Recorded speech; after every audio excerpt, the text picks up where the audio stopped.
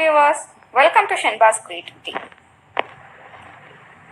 நம்ம சேனலை சப்ஸ்கிரைப் பண்ணாம இருந்தீங்கன்னா மறக்காம சப்ஸ்கிரைப் பண்ணிக்கோங்க. பக்கத்துல உள்ள பெல் ஐகானை பிரஸ் பண்ணிக்கோங்க. நம்ம சேனலை தொடர்ந்து பார்த்துட்டு வர்ற நேயர்கள் அனைவருக்கும் வணக்கம்.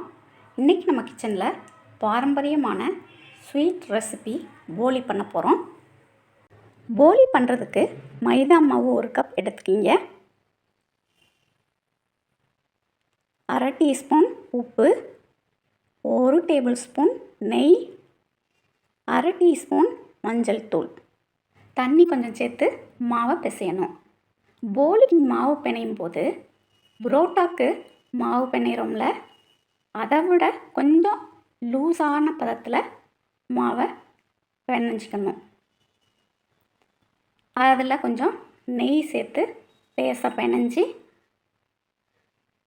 எல்லா பக்கமும் நெய் தடவி மூடி வச்சிடலாம்.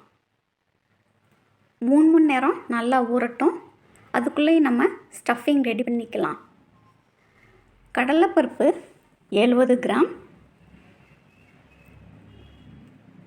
வெல்லம் 160 கிராம் தட்டி எடுத்துக்கிங்க. தேங்காய் பூ திருகுனது 50 கிராம். கடலைப்பருப்பை நல்லா கழுவிட்டு குக்கரில் போட்டு 1 டம்ளர் தண்ணி ஊற்றி 3 விசில் வச்சு எடுத்துக்கலாம். வெந்த கடலைப்பருப்பை தண்ணியை நல்லா வடிச்சிட்டு மிக்ஸி ஜாரில் போட்டு நல்லா அரைச்சி எடுத்துக்கலாம். ஒரு பேனில் தட்டின வெல்லத்தை போட்டு 1 டம்ளர் தண்ணி சேர்த்துக்கிங்க. இதை நல்லா பாகா காய்ச்சிக்கலாம். வெல்லம் நல்லா கரையணும். நல்லா கொதிச்சிருச்சு. இப்போ அடுப்பு ஆஃப் பண்ணிடுங்க. ஒரு பேனில் 1 டேபிள் ஸ்பூன் நெய் ஊற்றிக்கலாம். தேங்காய் பூவை அதில் 1 நிமிஷம் வதக்கிக்கலாம். ஏற்கனவே ரெடி பண்ணி வச்சுருக்க வெல்லைப்பாகுவை ஃபில்டர் பண்ணி ஊற்றிக்கிங்க. வெல்லத்தில் மண் தூசி நிறையா இருக்கும், அதனால் கண்டிப்பாக ஃபில்டர் பண்ணணும். இப்போ ஏற்கனவே வேக வச்சு அரைச்ச கடலைப்பருப்பை இதில் சேர்த்து மிக்ஸ் பண்ணியிருக்கேன். உப்பு 1/4 டீஸ்பூன், ஏலக்காய் தூள் 1/4 டீஸ்பூன் போட்டுட்டு நல்லா மிக்ஸ் பண்ணி விட்டுக்கிங்க. அடுப்பு மீடியம் ஃப்ளேமில் இருக்கட்டும். பூர்ணம் நல்லா கட்டியானோடனே அடுப்பை ஆஃப் பண்ணி ஆற விடுங்க. போலி பண்ணுறதுக்கு தேவையான ஸ்டஃபிங் ரெடி பண்ணிட்டோம். இதை சின்ன சின்ன உருண்டையாக உருட்டி தனியாக எடுத்து வச்சிடலாம்.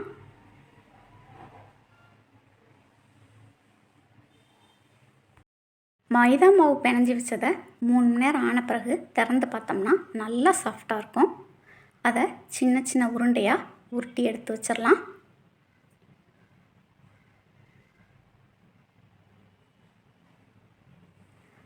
வாழை இலை அல்லது பிளாஸ்டிக் சீட்டில் நெய் கொஞ்சம் அப்ளை பண்ணிக்கிங்க. மைதா மாவு உருண்டையை அதில் வச்சு இந்த மாதிரி விரலில் தட்டுங்க. மாவு நல்லா ஊறினனால ஈஸியாக நமக்கு தட்ட வரும். இதில் நடுவில் ஸ்டஃபிங் வச்சு உருண்டையை இந்த மாதிரி கவர் பண்ணிடுங்க.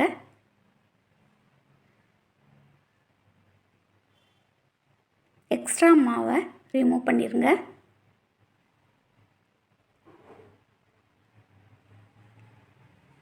இப்போ அந்த 3 விரலை வச்சு நல்லா அப்படி நடுவில் இருந்து ஓரம் தட்டிகிட்டே வந்தீங்கன்னா நல்லா விரிஞ்சு வரும். எவ்வளோ தின்னாக தட்ட முடியுமோ அந்தளவுக்கு தின்னாக தட்டுக்கிங்க. அப்போதான் போலி நமக்கு சாஃப்டாக இருக்கும்.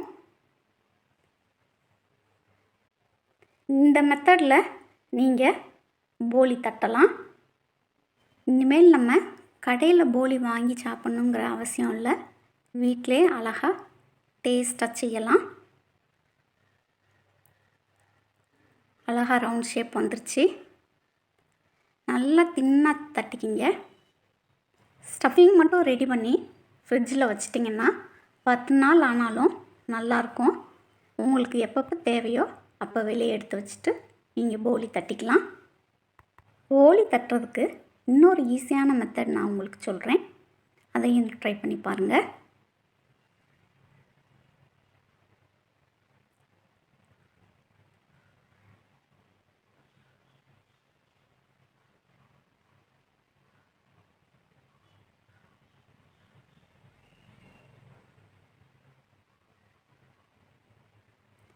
மூணு விரல் வச்சு கொஞ்சம் விரித்து விட்டுக்கிங்க.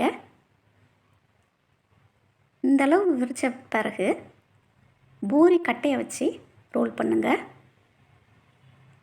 அழகாக நமக்கு ரவுண்ட் ஷேப்பும் கிடைக்கும், ஈஸியாகவும் விரிச்சிடலாம். இந்த மெத்தட் உங்களுக்கு ஈஸியாக இருந்தால் இதுவும் ட்ரை பண்ணலாம். போலி தட்டுறதுக்கு ரொம்ப ஈஸியான இன்னொரு மெத்தடும் உங்களுக்கு சொல்லித்தரேன், அதுவும் நீங்கள் ட்ரை பண்ணி பாருங்கள்.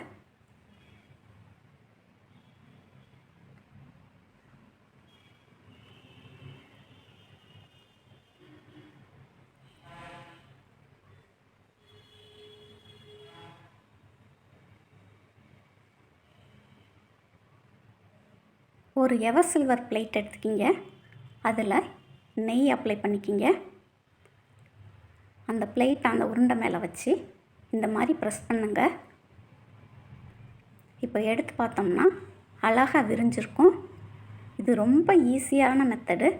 ஒரு தோசைக்கல்லை அடுப்பில் வச்சு நெய் ஊற்றிட்டு நம்ம ஏற்கனவே விரித்து வச்சுருக்க போலியை அதில் போட்டுடலாம். திரும்ப ஒரு ஸ்பூன் நெய் ஆட் பண்ணிக்கிங்க. ஒரு நிமிஷம் வேக விடுங்க. வெந்த பிறகு அடுத்த பக்கம் திருப்பி விடுங்க. அடுப்பை மீடியம் ஃப்ளேமில் வச்சுக்கிங்க. ஸ்டஃபிங் ஏற்கனவே வேக வச்சு தான் யூஸ் பண்ணியிருக்கோம். அவுட்டர் லேயர் மட்டும்தான் நமக்கு குக் ஆகணும். இடையில திருப்பி விட்டுக்கிட்டே இருங்க.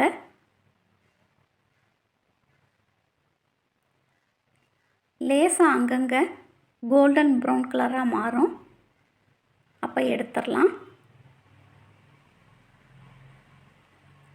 இன்னும் ஒருக்க ட்ரை பண்ணுவோம்.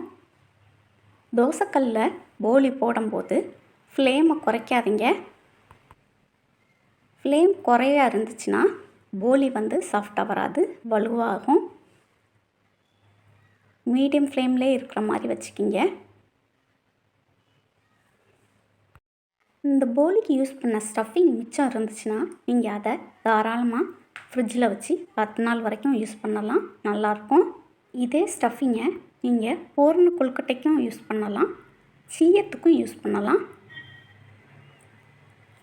போலி அருமையாக ரெடி ஆயிடுச்சு. நீங்களும் இந்த ரெசிபி கண்டிப்பாக உங்கள் வீட்டில் ட்ரை பண்ணி பாருங்கள். இது வரைக்கும் நம்ம சேனலை சப்ஸ்கிரைப் பண்ணாதவங்க மறக்காமல் சப்ஸ்கிரைப் பண்ணிக்கிங்க. தேங்க்யூ.